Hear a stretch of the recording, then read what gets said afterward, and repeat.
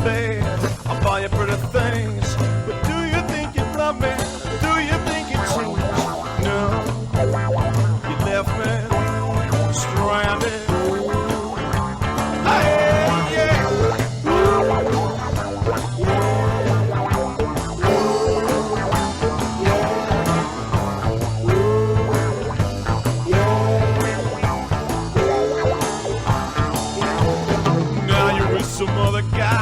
Somebody new. Now you're looking at me, woman, I'm nobody to you. I see you when you used me up and took up all my time. Baby, I'm getting older and threw it all around. Woman, you're the devil.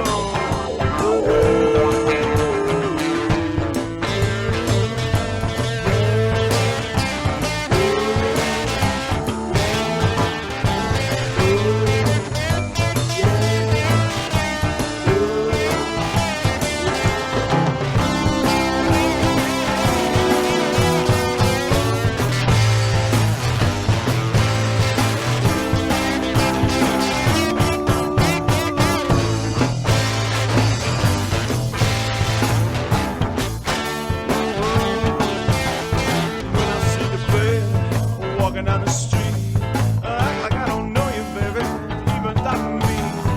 Every time I see you, girl, you wish somebody knew. Baby, don't you know that I'm the one that really knew? All right, baby, you're the devil. Yeah, yeah, yeah,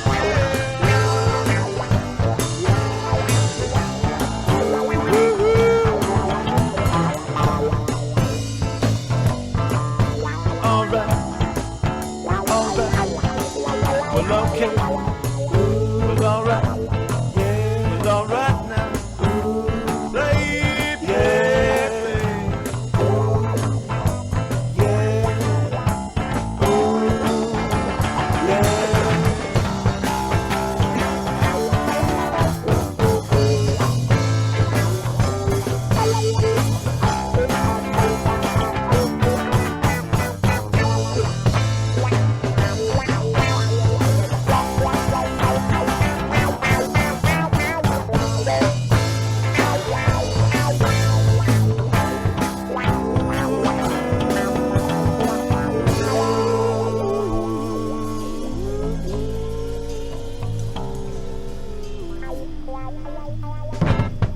All right, sliding in with the Bass Doctor and Stranded for this edition of Last Scout Radio News and Music, to where we combine some headlines for about a half an hour with some music. We just do it all different here now, don't we? I see HPWI's checking in to see if Old Time Radio Show is on tonight over at YouTube at Last Scout Radio. Yes, sir, it is. So we will see you for that at 8 o'clock Eastern tonight. In the meantime, what a day we had. If you watched the two Mueller hearings, one before the House Judicial Committee, led by that impromptu penguin of Batman origin, Nadler. And then, of course, we went over to Shifty Eye Shift over at the House Intelligence Committee, and Mueller, the former special counselor or counsel in charge of looking into Russian collusion, testified once more. But I would say that, as we expected, Jim Jordan came at Mueller from all sides. And I'll tell you what, in my opinion, my own honest opinion, and I guess this is commentary instead of news or a summary, watching Mueller testify, I had the distinct feeling that there was no way he was in charge of the special counsel's office. No way. Absolutely no way. But in the meantime, Patriots, how about a little audio clip from Jim Jordan and the ever spectacular Robert Mueller? The gentlelady yields back. The gentleman from Ohio. Director, the FBI interviewed Joseph Mifsud on February 10th, 2017. In that interview, Mr. Mifsud lied. You point this out on page 193, volume 1. Mifsud denied. Mifsud also falsely stated. In addition, Mifsud omitted. 3 times he lied to the FBI, yet you didn't charge him with the crime. Excuse me, did you say I'm sorry, did you say 193? Volume 1, 193. He lied 3 times. You pointed out in the report. Why didn't you charge him with the crime? I can't get into internal deliberations with regard who would or would not be. Charge a lot of other people for making false statements. Let's remember this. In 2016, the FBI did something they probably haven't done before. They spied on 2 American citizens associated with a presidential campaign, George Papadopoulos and Carter Page. With Carter Page, they went to the FISA court. They used the now famous dossier as part of the reason they were able to get the warrant and spy on Carter Page for a better part of a year. With Mr. Papadopoulos, they didn't go to the court. They used human sources. All kinds of, from about the moment Papadopoulos joins the Trump campaign, you got all these people all around the world starting to swirl around him. Names like Halper, Downer, Mifsud, Thompson, meeting in Rome, London, all kinds of places. The FBI even sent a lady posing as somebody else, went by the name Azra Turk, even dispatched her to London to spy on Mr. Papadopoulos. In one of these meetings, Mr. Papadopoulos is talking to a foreign diplomat, and he tells the diplomat, Russians have dirt on Clinton. That diplomat then contacts the FBI, and the FBI opens an investigation based on that fact. You point this out on page 1 of the report. July 31st, 2016, they open the investigation based on that piece of information. Diplomat tells Papadopoulos, Papadopoulos tells the diplomat, Russians have dirt on Clinton. Diplomat tells the FBI. What I'm wondering is, who told Papadopoulos? How'd he find out? I can't get into the evidentiary file. Yes, you can, because you wrote about it. You gave us the answer. Page 192 of the report, you tell us who told him. Joseph Mifsud. Joseph Mifsud's a guy who told Papadopoulos. The mysterious professor who lives in Rome and London, teaches in 2 different universities. This is the guy who told Papadopoulos. He's the guy who starts it all. And when the FBI interviews him, he lies 3 times, and yet you don't charge him with a crime. You charge Rick Gates for false statements. You charge Paul Manafort for false statements. You charge Michael Cohen with false statements. You charge Michael Flynn, a 3-star general, with false statements. But the guy who puts the country through this whole saga, starts it all for 3 years we've lived this now, he lies, and you guys don't charge him. And I'm curious as to why. Well, I can't get into it, and it's obvious, I think, that we can't get into charging decisions. When the FBI interviewed him in February, FBI interviews him in February, when the special counsel's office interviewed Mifsud, did he lie to you guys too? Can't get into that. Did you interview Mifsud? Can't get into that. Is Mifsud Western intelligence or Russian intelligence? Can't get into that. A lot of things you can't get into. What's interesting, you can charge 13 Russians no one's ever heard of, no one's ever seen, no one's ever going to hear of them, no one's ever going to see them. You can charge them. You can charge all kinds of people who are around the president with false statements. But the guy who launches the guy who puts this whole story in motion, you can't charge him. I think that's amazing. I'm not certain I agree with your characterizations. Well, I'm reading from your report. Mifsud told Papadopoulos. Papadopoulos tells the diplomat tells the FBI opens the investigation July 31st, 2016, and here we are 3 years later, July of 2019, the country's been put through this, and the central figure who launches it all lies to us, and you guys don't hunt him down and interview him again, and you don't charge him with a crime. Now, here's the good news. The president was falsely accused of conspiracy. The FBI does a 10-month investigation. James Comey, when we deposed him a year ago, told us at that point they had nothing. You do a 22-month investigation. At the end of that 22 months, you find no conspiracy. And what's the Democrats want to do? They want to keep investigating. They want to keep going. Maybe a better course of action is to figure out how the false accusations start. That's it. How did these false accusations start? But we weren't allowed to go there today now, were we? No, we weren't. But Jim Jordan has been really good about putting out there concerns that we, as just average American patriots, have on all this process. So we shall see how it plays out. We shall see how it plays out. But you have to admit, it was a trip of a hearing today. Moving on, this is from France 24, but this has concerns America. I decided to go with their article. Is U.S. launches competition inquiry into big tech firms. The U.S. Department of Justice has begun an investigation into the biggest American technology companies and whether they have hurt competition in social media, web searches, and online shopping. France 24's business editor, Stephen Carroll, looks at which companies are facing scrutiny and their potential outcomes. And the U.S. Department of Justice has launched an investigation into whether the biggest American technology companies have broken competition law. It's expected that the likes of Google, Facebook, and Amazon will be the focus of that inquiry. The news comes as Facebook is expected to be hit with a separate penalty of up to $5 billion over failing to protect users' data. Our business editor, Stephen Carroll, is here with me for more on this now. Stephen, first of all, what is the Justice Department investigating exactly? The department says that it's acting on so-called widespread concern about search, social media and retail services online. Now, there are no companies named in the statement, but that very clearly points us in the direction of Google, Facebook and Amazon, who are respectively the biggest players in all of those areas. Specifically, investigators will be looking at how these companies achieved their market power and whether or not they use those powers to reduce competition, stifle innovation, or to harm consumers. Remember, these companies have billions of users. Their impact is massive.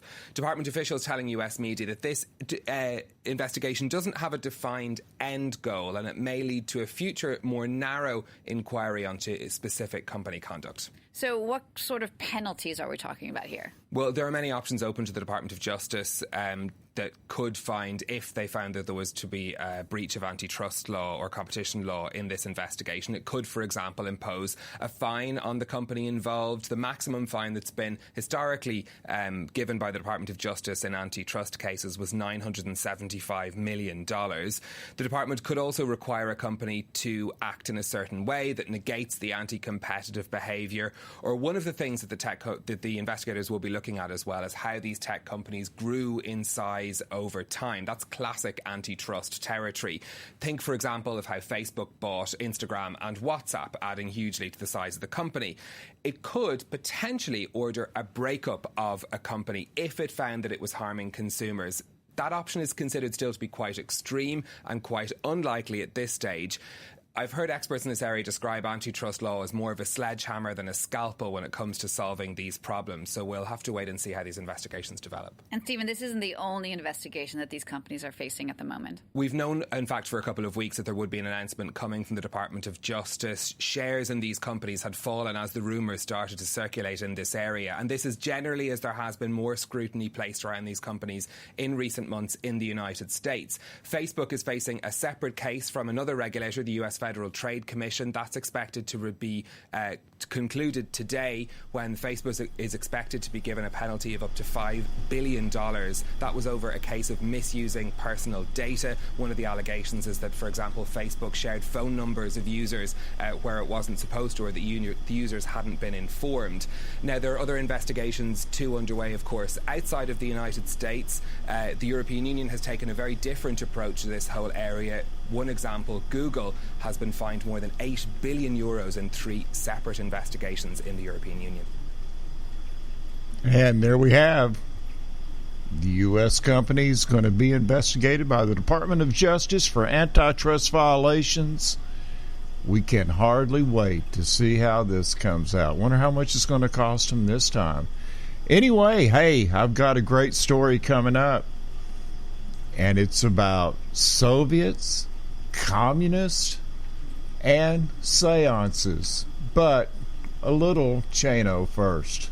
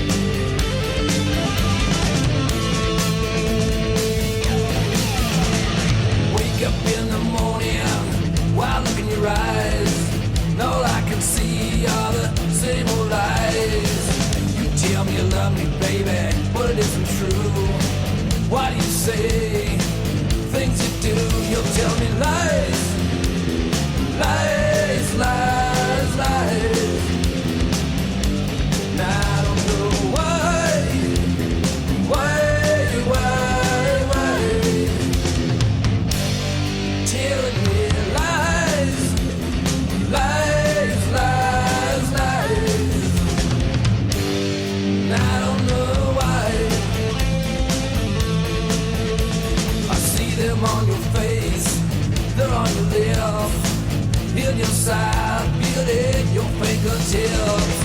You say you're thinking of me, baby, but it isn't true. Why do we continue? I know it's true. You're telling me lies, lies, lies, lies. And I don't know why.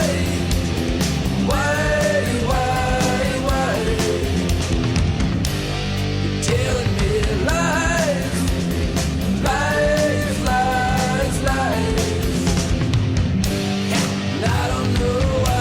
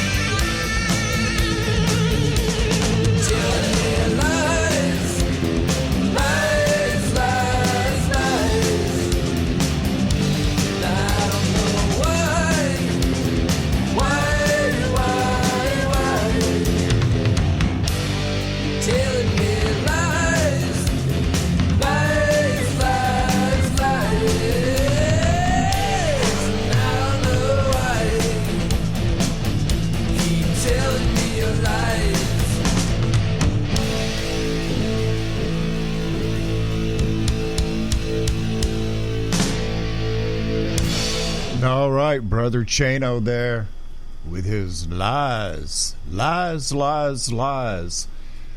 One more story for you to wrap it up for this edition of Last Scout Radio News and Music here over at Last Scout Radio Spreaker. This one comes from some place you have probably not heard of in a long time. It comes from Radio Free Europe, and the title of it reads, Soviet Seances When the Chekists Came for the Spiritists. Is Stalin a man of genius or not? The reply that came during a seance, according to a defendant's testimony given at a Kiev court on March 10, 1948, was that the Soviet dictator was no such thing. Coming at a time when Joseph Stalin's cult of personality was at its height, such a conversation was sure to attract attention, especially because the founding father of the Soviet Union, Vladimir Lenin, was allegedly the one replying from beyond the grave during The Conjuring more than 2 decades after his death. Other court evidence revealed that during one of the seances, Lenin predicted from the afterlife that war was coming. 6 countries would soon free the Soviet people from Stalin's yoke. When asked about the future of Soviet power, an unidentified Russian revolutionary responded that it won't exist with the help of America. Such conversations were revealed in archived documents of trial testimony and interrogations carried out by the Soviet State Security Ministry, the MGB, which included the secret police. Aside from Lenin, the court heard from a number of early Soviet A-listers, some of whom might have cause to slander Stalin. There was archival Leon Trotsky, who was assassinated in Mexico City in 1940 on the Soviet leader's orders, and Nadezhda Alexeyeva, Stalin's second wife, who died under mysterious circumstances after a public argument with her husband in 1932. Others speaking from the grave included the writers Maxim Gorky and Alexander Kurprin, as well as famed rocket science Konstantin Tsiolkovsky. Tsiolkovsky. Having fun with these names. Their questions, or correction, their questioners, were not members of the Bolshevik inner circle, but ordinary residents of the north, central Ukrainian town of Bila Tserivka, who had never even belonged to the Communist Party. For their role in conjuring up voices from the past, Ilya Gorbin, his sister Vera Sorokina, and his lover Olga Rozova were arrested and accused of anti-Soviet acts and the creation of an illegal religious mystical group of spiritists. Gorbin was an unaccomplished artist when he moved to Bila Tserivka from Kiev in early 1947, a year before the trial. The 44-year-old native of the Poltava region had designed museum exhibits and prepared posters and portraits of Lenin for demonstrations. He was wounded during World War II while manning an anti-tank gun near Oryol.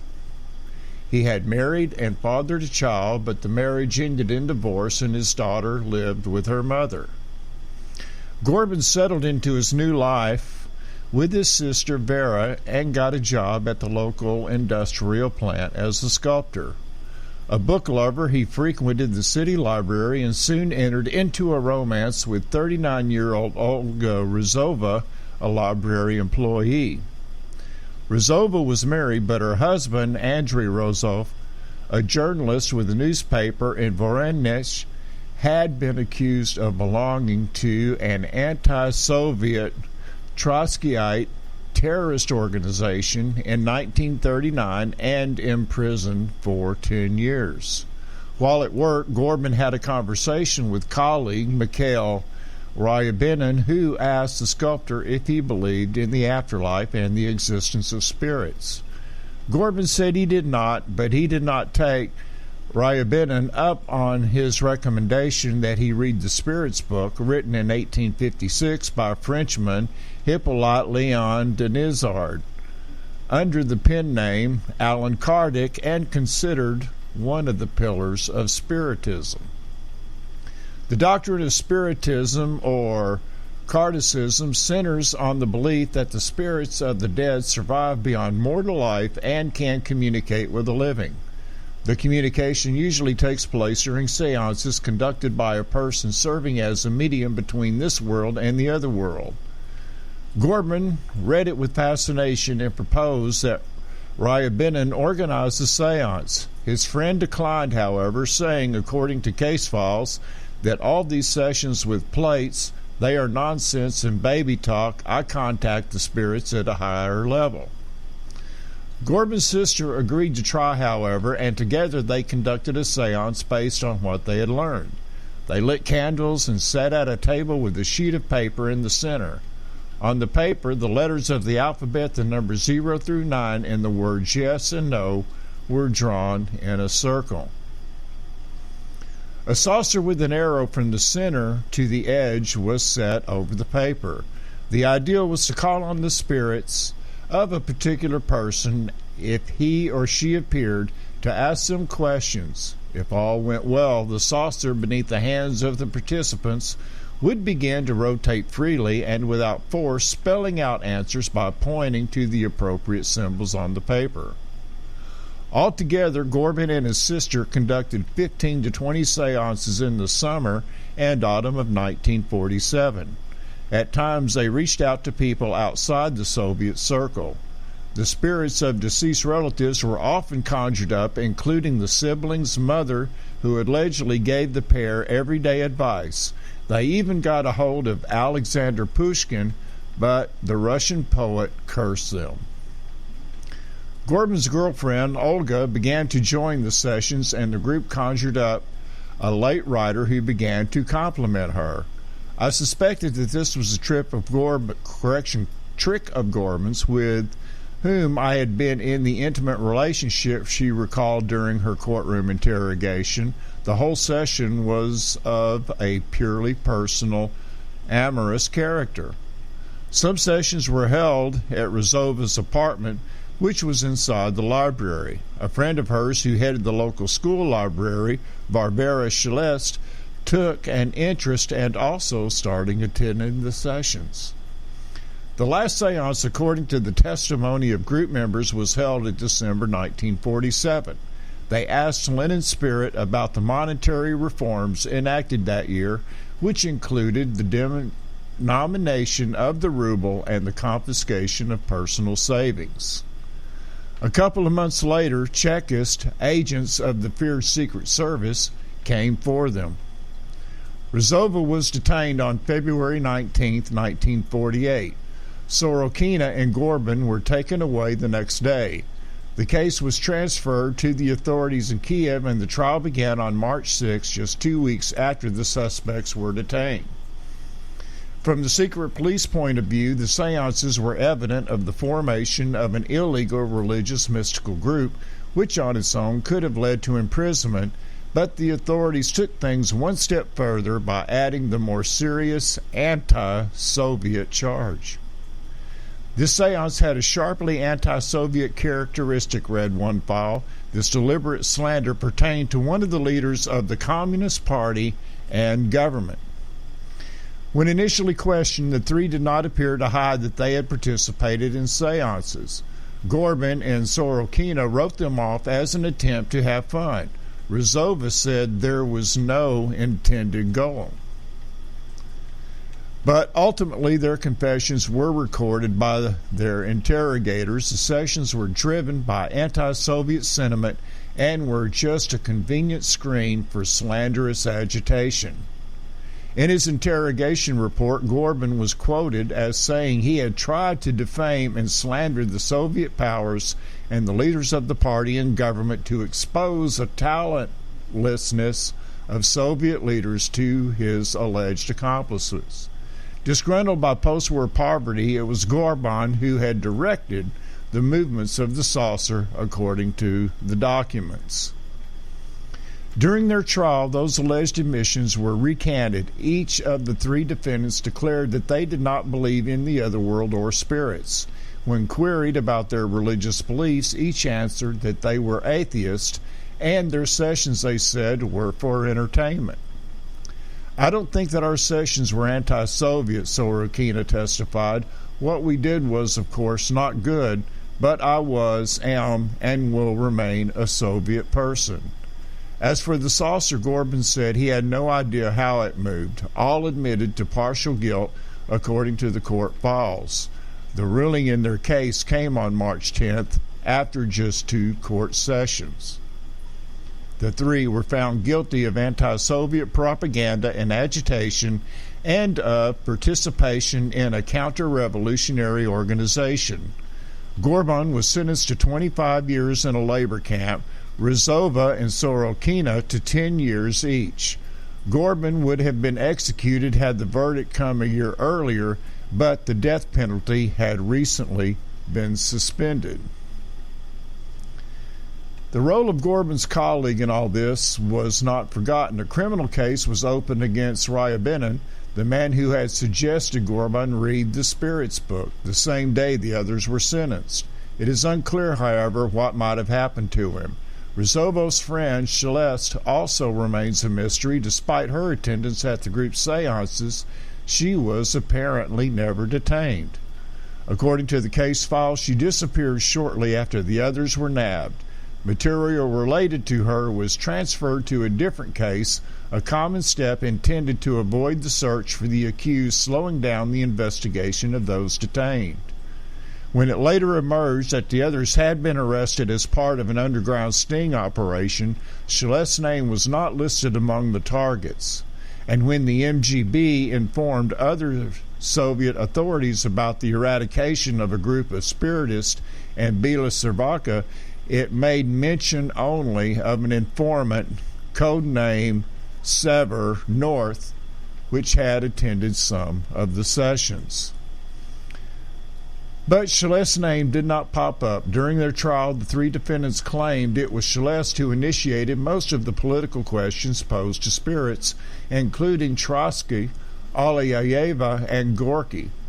Rizova said she had suspicions that Celeste had manipulated the saucer's movements. In requesting a pardon in 1954, 1 year after Stalin's death, Rizova wrote that, at the trial it became clear to me that Celeste had been tasked with creating an anti-Soviet crime from our seances. She further argued that Celeste continued to live in Srpska, yet no one was trying to question her.